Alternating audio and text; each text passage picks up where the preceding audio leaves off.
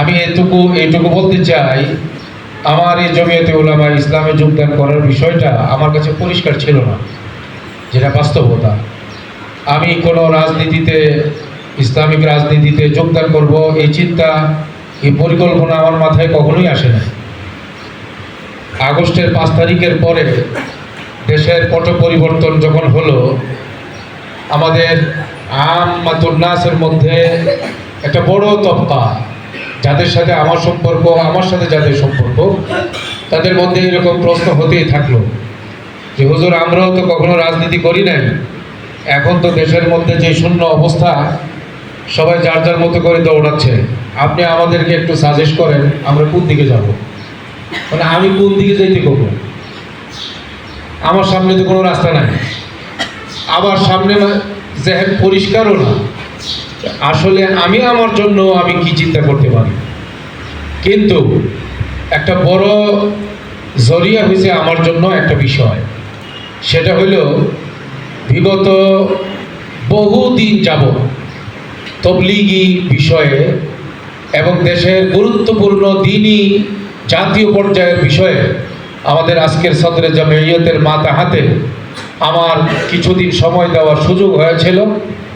তখন আমি দেখছি হজরতের বলিষ্ঠ নেতৃত্ব এবং হাক্কানিয়তের উপরে জমে থাকার যে মেজাজ, এবং সেই মেজাজের কারণে বাংলাদেশে গত কিছুদিন আগে বাংলাদেশের ইতিহাসে ঐতিহাসিকভাবে একটি বিপ্লব ঘটিত হলো, একটি বিপ্লব আমাদের সামনে ধরা দিয়েছে। সরওয়ার্দী উদ্যানে দাওয়াত ও তাবলীগের শিরোনামে আপনারা যারা গিয়েছেন, আপনারা আশা করি আমার সাথে একমত হবেন। বাংলাদেশে আওয়ামী রাজনীতি, বিএনপি রাজনীতি, যত দলের রাজনীতি, ইসলামী দলের রাজনীতি, যে কোনো রাজনীতির ব্যানারেই বড় বড় শোডাউন, বড় বড় সমাবেশ, মহাসমাবেশ হয়েছে বাংলাদেশে। এগুলো সব হয়েছে জোহরের পরে বিকাল 2টা-3টার সময়। ফজরের আগে 20 লাখ মানুষ জমায়েত হওয়া, এটা বাংলাদেশের ইতিহাসে এই দাওয়াত ও তাবলীগের সিলসিলায় বাতিলের মোকাবেলার জন্য যেটা হয়েছে, এর পিছনে বলিষ্ঠ নেতৃত্ব যাদের ছিল, তাদের মধ্যে অন্যতম ব্যক্তিত্ব ছিলেন আজকের সদরে জামিয়াত হযরত আল-আল্লাম শাইখুল হাদিস ওবাইদুল্লাহ ফারুক দামাত বারাকাতুহুম। হযরতের মাথা হাতে আমি ক্ষুদ্রতম একজন ব্যক্তি নিজে স্বচক্ষে তার বলিষ্ঠ নেতৃত্ব দেখার পরে এবং আদর্শ আকাবির আসলাফের নাহাজের মধ্যে একেবারে মুতামাসসিক এবং ইলতিজামের সাথে থাকার হযরতের যে নীতি এবং আদর্শ, এটা আমাকে অনেক বেশি দুর্বল করে ফেলেছে। সেই জন্য হযরত যখন আমাকে বলছেন, আমি আর দ্বিমত পোষণ করার চিন্তাই করি নাই।